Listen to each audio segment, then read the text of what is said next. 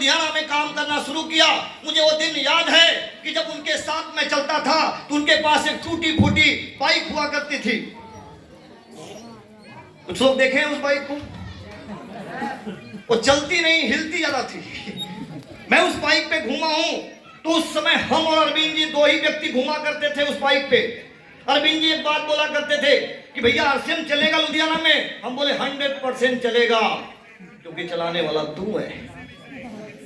Yes, तू विश्वास कर, तू भरोसा कर, क्योंकि अजय कुमार दुबे ने जब आरसीएम स्टार्ट किया था मेरे इलाके में, मैं बात करूं यदि सन 2008 की बात, मुझे जबरदस्ती 3 मित्रों ने मुझे जोड़ा था आरसीएम में। करने की बिल्कुल इच्छा नहीं थी, लेकिन 3 मित्रों ने मुझे पटक के आरसीएम में ज्वाइन कराया था। कैसे? पटक के 1500 रुपए छीन ले गए और ज्वाइनिंग मेरी करा दी गई। ज्वाइनिंग होने के बाद जब मैं घर मेरे किट आया तो मैंने एक ही बात बोला था कि आरसीएम मेरे से नहीं होगा, और यहां तक कि मेरी मैडम ने बोला कि आप बड़े भोले भाले हैं, फंस जाते हैं, आपसे नहीं होगा। हम बोले क्यों, तू गारंटी क्यों दे रही है? बोले आप बड़ा कम बोलते हैं। मैं बहुत ही कम बोलने वाला इंसान था अपने परिवार में, बहुत ही कम, काम से काम। वो बोले आरसीएम नहीं कर सकते आप, क्योंकि मैडम ने बताया कि मैंने सुना है कि इसमें वो लोग कामयाब होते हैं जो बोलते हैं। मुझे नहीं मालूम था कि हर व्यक्ति जुड़ने वाला पहली बार कहां बोलता है। बोलता है क्या आरसीएम में? लेकिन बोलते बोलते बोलते बोलते एक दिन ऐसा बोलता है कि स्टेज पे हिलता है। यस, इसका मतलब ये मैं सीधे सीधे एक बात बताऊं कि यदि अजय कुमार दुबे आरसीएम कर सकता है, और यहाँ पे जितने भी लीडर आपने देखा, मैं सैल्यूट करता हूँ सारे लीडरों को। वो सारे लोग जब पहली बार मिले थे तो उनके भी जवान नहीं निकलते थे। मुझे भी याद है कि मैं पहली बार एक आरसीएम की मीटिंग में गया था, और जब मुझे माला पहनाया गया और मुझसे बोला गया नाम बताइए, तो मैं अपने एक हाथ से कलेजा पकड़ा था और एक हाथ से पांव, क्योंकि ये हिल रहा था, रुकने का नाम नहीं ले रहा था। ये अपने आप चल रहा था, मैं इसको पकड़ रहा हूं, तब तक ये चलना शुरू कर दिया। मैं बोला कि ये हो क्या रहा है, और मैं एक व्यक्ति माइक लगाया हुआ है मेरे पास, बोलिए बोलिए। मैं क्या बोले, पहले इसको संभाले कि बोले।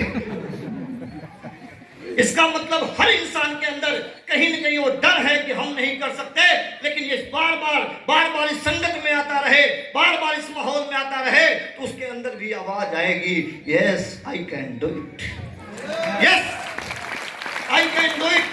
इस धरती पे आज तक किसी माँ के गर्भ से कोई डॉक्टर पैदा नहीं हुआ। इस धरती पे आज तक किसी माँ के गर्भ से इंजीनियर पैदा नहीं हुआ। किसी की माँ के गर्भ से आज तक एक बड़े कामयाब लोग पैदा नहीं होते, बच्चा पैदा होता है।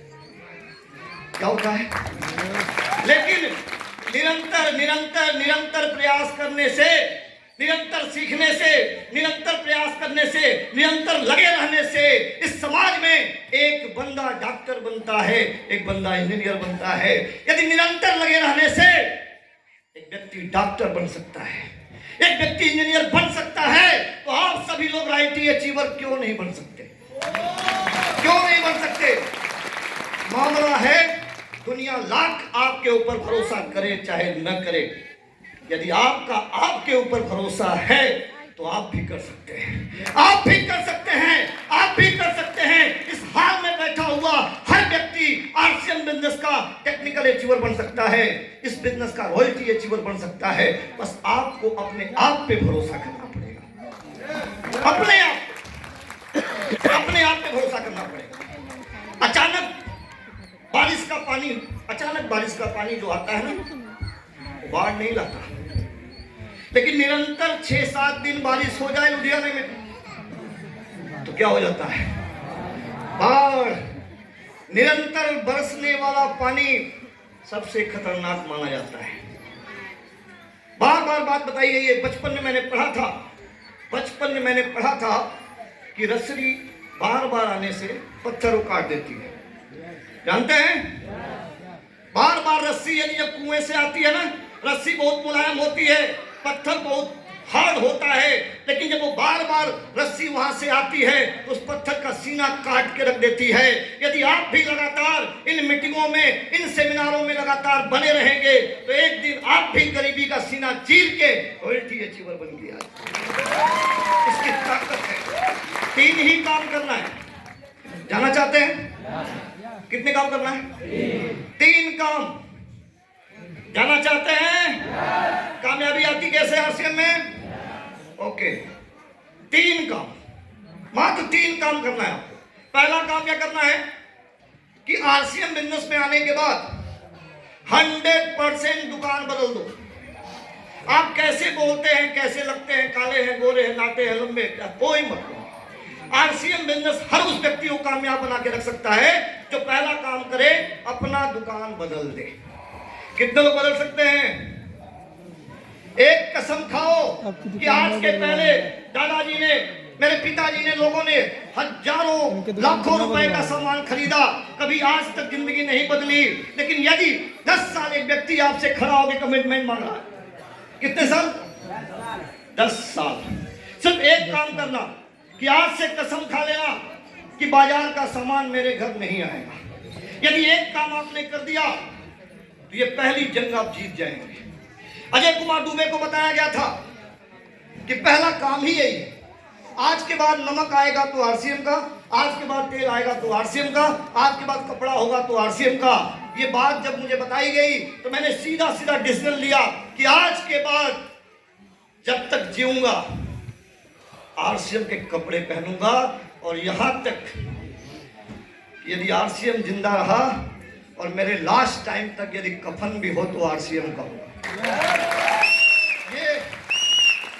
ये जो कमिटमेंट थी ना, ये कमिटमेंट मैंने घर से लिया और मैंने अपनी मैडम से बोल दिया कि देख, आज के बाद अगर तू मेरी पत्नी है ना तो बाजार का सामान नहीं लाएगी। जो आरसीएम में सामान नहीं आता है वही आएगा, जो आरसीएम में आता है उन्हें बाहर से नहीं आएगा। ये मैंने जिद किया, मैंने माँ को मनाया, मैंने पिताजी को मनाया, मैंने सबको मनाया। मैंने सीधा बोला यदि आप मुझे प्यार करते हो तो आज के बाद सामान आरसीएम का है। एक कमिटमेंट मैंने किया, 112 रुपए की पहली चेक आई, 112 रुपए की पहली चेक आई। मेरे सारे रिलेशन वालों ने मुझसे बोला कितना आता है दिखाओ, पैसा दिखाओ। अब 112 रुपए क्या दिखाए? महीने की 40,000 कमाने वाला व्यक्ति 112 की चेक आई थी। तो लोगों ने कहा आरसीएम फालतू है। 1 साल में मैंने जो काम किया, मेरे पास वेस्पा सेलेक्ट स्कूटर थी, उस स्कूटर को मैंने 1 साल में, आप सुन के हैरान हो जाएंगे, 40,000 किलोमीटर दौड़ाया था स्कूटर। हेलो हेलो, खर्चे हुए थे 20,000 से ऊपर। पेट्रोल का तो गिनती नहीं था, लेकिन टोटल इनकम आई थी 17,000। कितनी? मात्र 17,000। खर्चा तो लाखों का गया था। तो लोगों ने कहा ये पागल है। लेकिन दूसरे साल जब मैंने टीम को बनाया, टीम को सिखाया, नीचे 100 लोग चिल्लाने वाले हो गए कि जय आरसीएम, जय आरसीएम, सर जिएंगे आपके साथ, मरेंगे आपके साथ। जब मैं अकेला था तो लोग मुझसे चेक पूछते थे, और आज जब मेरी 10 लाख की गाड़ी बगल से निकलती है तो मुंह मोड़ के छिप जाते हैं। क्यों? क्योंकि उस समय मेरा संगठन छोटा था, मेरा संगठन छोटा था, मेरी चेक छोटी थी, मेरा खर्चा ज्यादा था। और आज अजय कुमार दुबे पूरे साल में कुछ भी नहीं करता, तब भी महीने के 18 लाख, 7 साल के 18 लाख। अगर मैं फैमिली की इनकम की बात करूं, छोटे भाई साहब अरविंद जी और अपनी, तो अपने घर में एक साल की जो इनकम है वो 30 लाख, 35 लाख। आज वो चेहरे तो मुझसे चेक पूछा करते थे, आज वो चेहरे छिप के रहते हैं क्योंकि उन्हें नेटवर्क की ताकत नहीं मालूम थी। तो पहला काम क्या करना है? 100% प्रोडक्ट यूज, नो एक्सक्यूज। दूसरा काम, बातें बदलनी है। क्या करनी है? बातें बदलनी है। मेरे घर में अगर कोई बंदा आया, यदि उसने चाय पिया, वो जानता है कि ये चाय पिला के आरसीएम की बात जरूर करेगा। भैया तेरे को पीना है, पिया तो जा। मेरे घर में टोटली आरसीएम है, और हमारे घर में जो लोग आरसीएम नहीं करते, नेगेटिव पर्सन है, मैं उनसे पहले पूछ लेता हूं कि भाई नमक भी आरसीएम है, मसाला भी आरसीएम है, आप मेरे घर खाएंगे कि होटल से मंगाएं? और यदि होटल से मंगाना चाहते हैं तो मैं नहीं मंगा सकता। यदि आपको मेरे यहाँ रुकना है, मेरे यहाँ रहना है, आरसीएम में भले ही जुड़े ना हो, आरसीएम की 1% बुराई मैं सह नहीं सकता, क्योंकि आरसीएम मेरी जिंदगी है, आरसीएम मेरी जिंदगी है। तो दूसरा काम करना है, बातें बदलनी है। क्या करना है? आज तक हम लोगों ने टाटा की बातें की, बाटा की बातें की, बजाज की बातें की, लाला की बातें की, इनकी बातें, उनकी बातें, प्रधान की, गांव में पता नहीं किसकी किसकी बातें हम लोगों ने की। कभी कुछ आया? लेकिन आरसीएम की बातें इस बंदे ने किया। 13 साल हुए, 13 साल मैंने एक ही काम किया। टेम्पू में बैठा तो आरसीएम की बात किया, बस में बैठा तो आरसीएम की बात किया, ट्रेन में बैठा तो आरसीएम की बात किया, यहां तक कि प्लेन में बैठा तो आरसीएम की बात किया। एक काम ईमानदारी से, इसका फायदा बहुत मिलता है। बताएं क्या? पहली बात, सीट मिल जाती है बस में बड़े अच्छे से। बैठे 2 मिनट हुआ, सर कहाँ के हैं? बोलता है सर मैं यहाँ का हूँ। नाम क्या है? सर आरसीएम जानते हैं? बोला हाँ मेरे फूफा किए थे। बोले प्लान देखना चाहेंगे? तो 2 मिनट के लिए बहाने से उठता है, सबसे पीछे खड़ा मिलता है, जय आरसीएम, सीट खाली। एक फायदा ये भी मिलता है कि बस में बहुत जल्दी सीट मिल जाती है, और जहां बैठे होते हैं वहां जगह भी खाली हो जाती है। यस, तो ये सारी चीजें मैं जहां भी रहा मैंने आरसीएम की बात किया, और जहां लोगों ने आरसीएम की बात करने से मना किया मैंने वहां हमेशा के लिए वो जगह छोड़ दी। और जहां मैंने आरसीएम की बात किया वहां ये नजारा पूरे हिंदुस्तान के 18 स्टेट में मैंने खड़ा कर दिया। यस, अकेला चला था इस सफर में। आज 20,000 लोगों का कारवां मेरे साथ है। कितने लोगों का? 20,000 लोगों का कारवां। तो ये अचानक नहीं होता, बस धैर्य के साथ आपको डटे रहना है। ये जितने भी अचीवर आपके बीच में आए हैं, ये सारे लोग निरंतर चलते रहने का प्रयास। यस, तैयार हैं आप लोग? दूसरा काम कर लेंगे, बातें बदलनी है। आज के बाद आरसीएम, 2 मिनट के बाद आरसीएम, 3 मिनट के बाद आरसीएम, 4 मिनट के बाद आरसीएम। मैं 2 मिनट से ज्यादा किसी रिश्तेदार को झेल नहीं पाता हूं। और मेरी मैडम तो मेरे साथ बैठती नहीं। मालूम है क्यों? वो जैसी अपने दीदी की बात शुरू करती मैं बोलता हूँ हाँ जय आरसीएम, झूठा फोन मेरा, और मैं बाहर। तो मैडम बोलती है जब मैं बात करती हूँ तभी फोन आता है। हम कि तू पकाती है, तू वहां लेके जाती है जहां माल नहीं आता, और मैं वहां रहता हूं जहां माल आता है। कि 2 व्यक्ति से बात करूंगा तो एक नया डिस्ट्रीब्यूटर खड़ा होगा, 2 व्यक्ति को फोन करूंगा तो एक नया अरविंदू में खड़ा होगा, अरे 2 व्यक्ति को फोन करूंगा तो एक नया पंजाब का बिजनेस खड़ा होगा, और तेरे बहन की बात करके क्या होगा। तो मेरे रिलेशन वाले भी जानते हैं, किसी शादी किसी ब्याह में यदि जाते हैं तो या तो वो जगह खाली हो जाती है कि आप बैठिए अकेले, हेलो। तो कि 5 मिनट के बाद हम बोलते हैं गुलाब जामुन यदि आरसीएम वाला होता, उसका मजा ही कुछ होता है। तो क्या है ना कि जो सटते हैं वो बैठ जाते हैं, जो भागते हैं निकल लेते हैं। तो मैं भी यही चाहता हूं ताकि खरपतवार दूर रहे। तो पहला, दूसरा काम, बातें बदलिए। यस, बदल सकते हैं, बदल सकते हैं। यस, तो अगर बदल देंगे तो आपके घर में 2 करोड़ 80 लाख रुपया आ सकता है। मेरे यहाँ आया है। और 2 करोड़ 80 लाख बड़ा नॉर्मल सुनते हैं। 2 करोड़ 80 लाख, 280 लाख। हेलो, कितना? 280 लाख। 280 लाख चाहते हैं तो क्या करना पड़ेगा? बातें बदलो। आज तक क्या मिला उन लोगों की बात करके? कुछ नहीं। तीसरी जो लास्ट बात है वो क्या बदलनी है? संगत। क्या बदलनी है? संगत बदलनी है। एक बात कही जाती है पुराने जमाने से कि संगत से गुण होता है, संगत से गुण जा होता है, मानते हैं? तो एक छोटी सी मैं स्टोरी आपके बीच में रख के मैं अपनी बात को विराम करूंगा, क्योंकि टाइम अलाउ नहीं कर रहा है। 5:05 हो गया। यस, तो जब टाइम बाउंड हो जाता है ना, तो क्या है ना कि आदमी का माइंड सेट दूसरे तक चलता है। तो मेरा टाइम बाउंड हो चुका है, 5 बजे का टाइम, 5 मिनट मैंने एक्स्ट्रा लिया हूँ। तो मैं वो लास्ट आपके बीच में बात रखने जा रहा हूँ, संगत।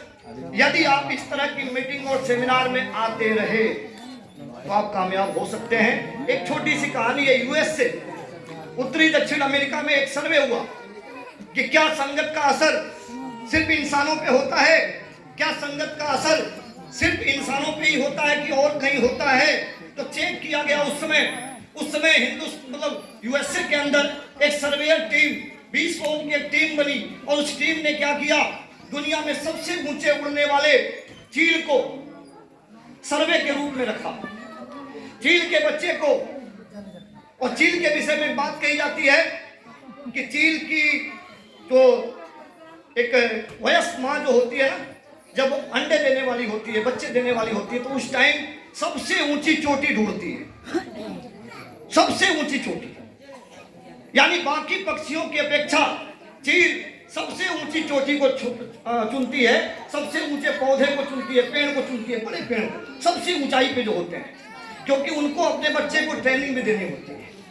तो चील क्या करती है, मादा चील अपने बच्चों को उस ऊंचाई पे, टॉप पे ले आके जब जन्म देती है, तो कुछ टाइम के बाद उनको ट्रेनिंग देना शुरू करती है, अपने पांव से उनको मारती है, और वह जब चील के छोटे बच्चे जब उस ऊंचाई से गिरने लगते हैं, तो वह चील अपना पंख फैलाए पीछे पीछे आती है बच्चों की, और दो बच्चे एक साथ फेंक देती है। वह सारे बच्चे जब उतनी ऊंचाई से नीचे गिरते रहते हैं, तो वह चील देखती रहती है और जमीन आने का इंतजार करती है कि जमीन से पहले इसको उठा लेना है, अगर ये उड़ा नहीं तो। ये कार्यक्रम एक बार नहीं कई बार करती है, कई बार करती है। फिर जब देखती है कि बच्चा नीचे गिर जाएगा, तो उसको अपने पंजों में पकड़ के ऊपर लेके आती है और फिर उस पेड़ के ऊपर रख देती है, और फिर ट्रेनिंग करती है, फिर फेंकती है। ये बार बार करती है जब तक उनके बच्चे खुद उड़ना न सीख जाए। अरे बाकी पक्षी इंतजार करते हैं अपने बच्चों को उड़ने का, और ये खुद तैयार करती है उड़ने। एक अंतर होता है, बाकी पक्षी जब आंधियों की सनसनाहट आती है, जब मौसम खराब होना शुरू होता है, तो बाकी पक्षी सुरक्षित स्थानों की तलाश करते हैं, लेकिन चील इंतजार करती है कि कब आंधियां आएगी। जैसे ही आंधियां आती है, वो अपने बच्चों को थपथपाती है कि अब समय आ गया है, तुझे प्रूव करना है कि तू चील है। जब आंधियों की रफ्तार 80 किलोमीटर रफ्तार से बहती है, अरे पूरब दिशा से जब आंधी आती है, तो ये पश्चिम दिशा से आंधी के विपरीत उड़ती है, अपने तीनों बच्चों को लेके उल्टा उड़ती है। और जैसे उसको लगता है कि बच्चे झेल नहीं पाएंगे थपेड़े को, तो आगे अपने पांव को लेके आ जाती है, और बीच बीच में फिर हट जाती है, फिर आती है, फिर हट जाती है, फिर आती है। इतनी खतरनाक ट्रेनिंग करती है कि आज दुनिया में चील सबसे सटीक शिकारियों में उसका नाम आता है। किसमें? सटीक शिकारी। लेकिन वही चील का बच्चा, जब उसी चील के बच्चे को सर्वेयर टीम ने लाके डाल दिया मुर्गियों के बच्चों के साथ, उसी चील के बच्चे को 50-60 मुर्गियों के बच्चों के बीच में डाल दिया। वही चील का बच्चा जब फायरिंग हुई, 6 महीना रहने के बाद जब फायरिंग हुई, पहली बार जब फायरिंग हुई, तो वही चील का बच्चा जब मुर्गियों के बच्चे उछले, तो वह चील का बच्चा भी उछला। जब फायरिंग हुई, तब मुर्गियों के बच्चे उछले और चील का बच्चा भी उछला, क्योंकि 6 महीना मुर्गियों के बच्चों के साथ रह के उछलना सीख गया था। 17 बार फायरिंग हुई और 17 बार वो उछला, लेकिन उसी चील के बच्चे को फिर उठा के चील के बच्चों की संगत में रखा गया। कहाँ रखा गया? चील के बच्चों की संगत में रखा गया। पहली बार जब फायरिंग हुई, तो सारे चील के बच्चे उड़े और आसमान की बुलंदी को छुए, लेकिन वह जो चील का बच्चा था, जो मुर्गियों के बीच में आके आया था, वो उछला, क्योंकि सीखा क्या था उसने? उछलना।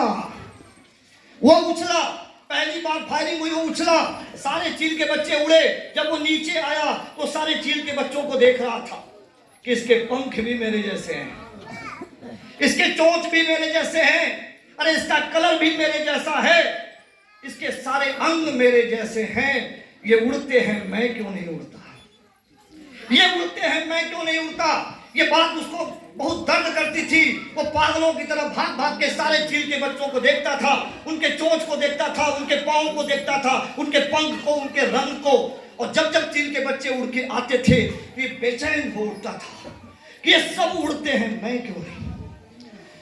18वीं बार जब फायरिंग हुई, वह चील का बच्चा उन चील के बच्चों को देख के उछला, उड़ा और आसमान की बुलंदियों को छुआ।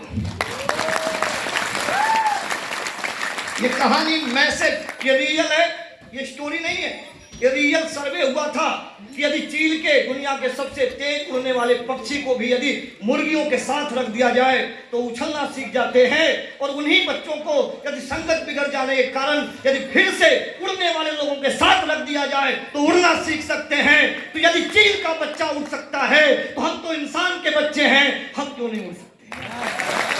हम क्यों नहीं उड़ सकते? उड़ना चाहते हैं, रॉयल्टी बनना चाहते हैं, यहाँ आते रहिए, यहाँ आते रहिए। यस, कभी आप हरिराम जी को देखेंगे उड़ते हुए, कभी आप जितेंद्र जी को देखेंगे यहाँ उड़ते हुए, कभी आप रामनाथ जी को देखेंगे यहाँ उड़ते हुए, कभी आप कैलाश जी को देखेंगे यहाँ उड़ते हुए, कभी बनारसी जी को देखेंगे यहाँ उड़ते हुए, और ये बोलेंगे यदि मैं करीब था, मैं रॉयल्टी बन सकता हूँ, तो आप क्यों नहीं बन सकते?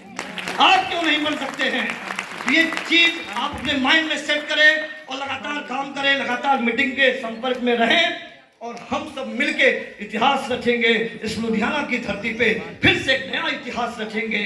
अगला जो सेमिनार, अगला जो सेलिब्रेशन होगा, हम सारे लोग रॉयल्टी की स्टेज पे होंगे। ओके, थैंक यू, जय श्री राम।